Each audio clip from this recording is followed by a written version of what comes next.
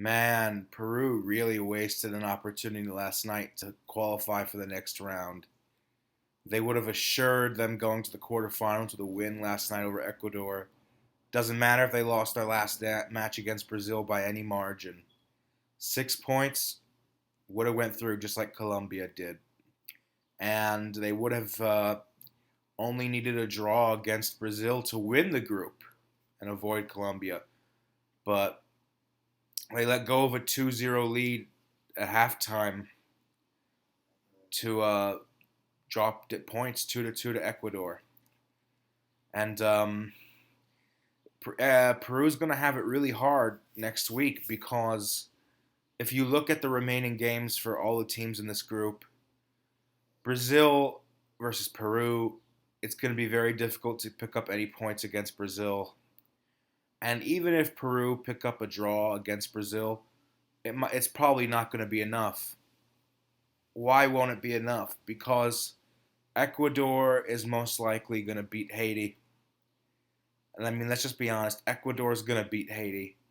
They're going to beat them by at least 3 or 4 goals. That's going to bring Ecuador to 5 points. Once that brings Ecuador to 5 points, you have the Brazil versus Peru match. That ends in a draw. Both teams end in 5 points. So then what you have is a three-way tie with 5 points, 5-5-5, and Haiti at the bottom with 0. Essentially 3 teams that all beat Haiti but drew each other. And in that scenario, because of goal differential coming in and because of the fact that Peru only beat Haiti 1-0, Peru's going to be on the outside looking in. So the setup of this group favors Ecuador and Brazil next week to qualify. It favors Brazil to win the group on goal difference since they thrashed Haiti 7-1 yesterday.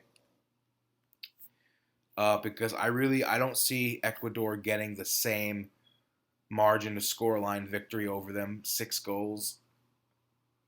Simply because it's Haiti's last game and they're going to make the most of it. So they're going to make things harder for Ecuador than they would have for Brazil. And it looks like Brazil's in the strongest position right now to win the group. The best result Brazil could have wished for last night was a draw between Ecuador and Peru. And they got it. So Peru is in a very unfortunate position now where not only do they have to get a point against Brazil at least, but a point might not even be enough. Peru has to go for a win next week against Brazil and try to pull off the upset and give Brazil an early elimination. And as we've noted before that this is not Brazil's best team, it's going to be a tall task to ask for. It's a tall order to ask for. And I don't know if Peru has enough to do it. They're going to go for the win, I think, of course. But that match has all the makings of either a draw or a Brazil win. And if Brazil wins, they top the group with 7 points. Ecuador beats Haiti, they're going to 5 points. Peru with 4 points. Even if Peru pulls off a draw, 5-5-5, Brazil and Ecuador go through on goal difference. And if they pull off the win, I think that Peru would win the group with 6 points. And Brazil would be shockingly eliminated. Now, never underestimate Peru at the Copa America. I learned last night the hard way. And they've qualified to the quarterfinals. Get this, guys. Get this statistic. Peru has qualified for the quarterfinals of the Copa America in the last 8 editions of the Copa America. That's a great record, and Ecuador have not advanced out of the group stages since I think 1997. So 20 years. But they're in prime position to do that now, given that their last game is against the Haitians. And I expect Brazil and Ecuador to qualify. it just seems like playing Brazil in the last game, Brazil is not going to allow themselves to lose, but we'll see. Anything can happen. As for the game itself, personally to me, this was my second favorite game of the whole Copa America so far. I thought it was the second best game behind Argentina and Chile. It was a very exciting matchup. Peru came out firing on all cylinders, got the early lead through, I think it was Christian Cueva. Then they scored again just a few minutes later through Flores, who hit the post in last week's match against Haiti. And it looked like Peru was going to run away with this game in a similar fashion to how Bolivia uh, got 3-0 up on Ecuador in the first half last year at the Copa America in Chile. It looked like history was going to repeat itself for Ecuador. And you could see that Ecuador looked shaken. They looked really nervous because they were afraid that they were going to go behind 3 goals in just the first 20, 25 minutes. It's a completely different Peruvian team from last week in the Haiti game, and I was surprised. I really was. I thought it was going to be much closer than that throughout the entire game. But Peru had some excellent chances through Paulo Guerrero and Vilches to put the game away early. And it took Ecuador a lot of nerve to hold on, start getting their heads together, and they pulled one back right before halftime, made it 2-1. And then the second half was just a completely different story. If anything, the way the second half went, Ecuador probably could have won this game. They tied it up just as early as the 52nd minute through some wonderful dribbling play by Inter Valencia through the Peruvian back line to have the equalizer. And for the last 40 minutes of the game, it was just 2-2, and both sides just went at each other on the counterattack. Peru with some really good chances to score. We saw Ricardo Gareca pushing for the win by making those substitutes at the end with Rui Diaz and Yotun. And it was such an exciting match. And unfortunately for Peru at the end, on the counter, they could have stolen it right at the end with a third goal by Rui Diaz, but he just missed it wide, much to the coach's disappointment. And that would have been so dramatic. He would have sealed Peru's passage to the next round just right there and then. But all in all, this game probably deserved to end in a tie. Towards the last 20 minutes of the match, Ecuador really started to dominate it with not possession, but with shots on goal. They averaged 13 shots on goal to Peru's just 1. And Peru started to look tired. But all in all, I think Peru did deserve to get something out of this match. It looked like they were going to go on to win it for a while.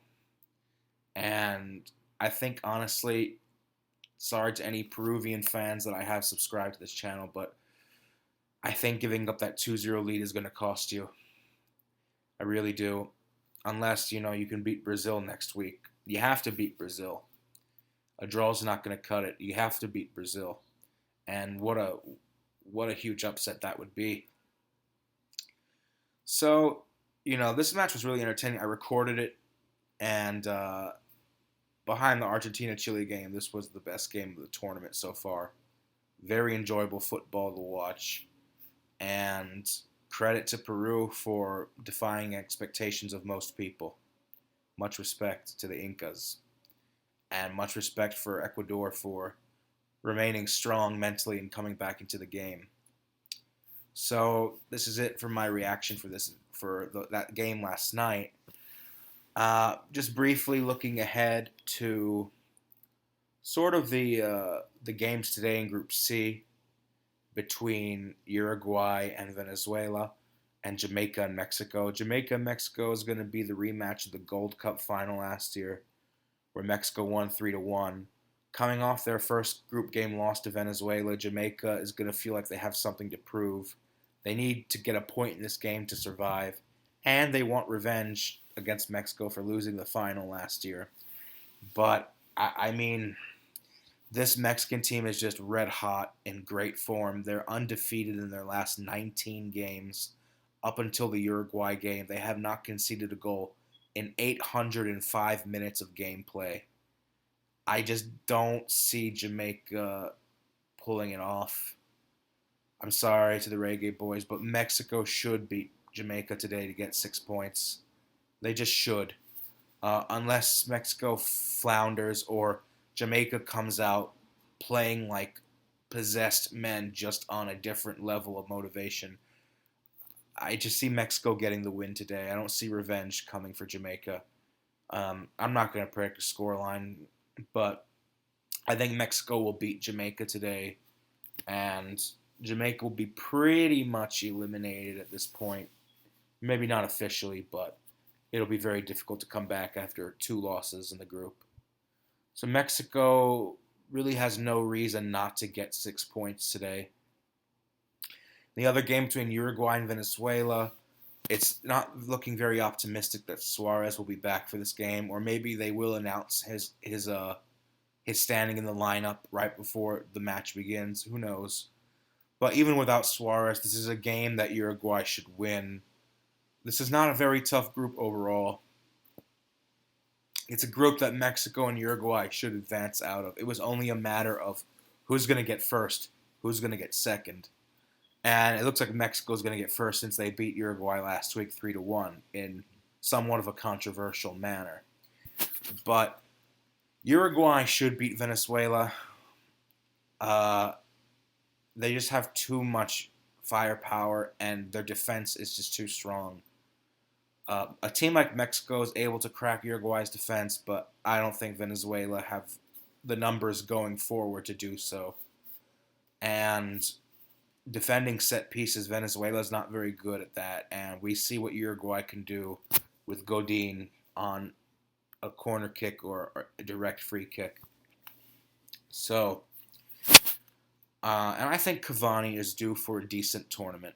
You know, he's been getting a lot of flack lately for being in poor form, but I think Edison Cavani, I would like to see him score today, and I'm not going to predict him score today, but it would be great to see him get on the score sheet.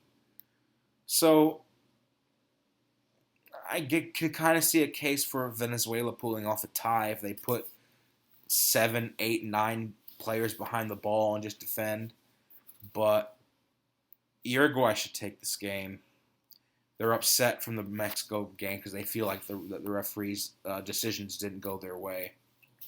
And, you know, Uruguay lost their first match in the World Cup 3-1 to Costa Rica, and they went on to come in second in the group and advance with wins over England and Italy. And that was a much tougher group than this.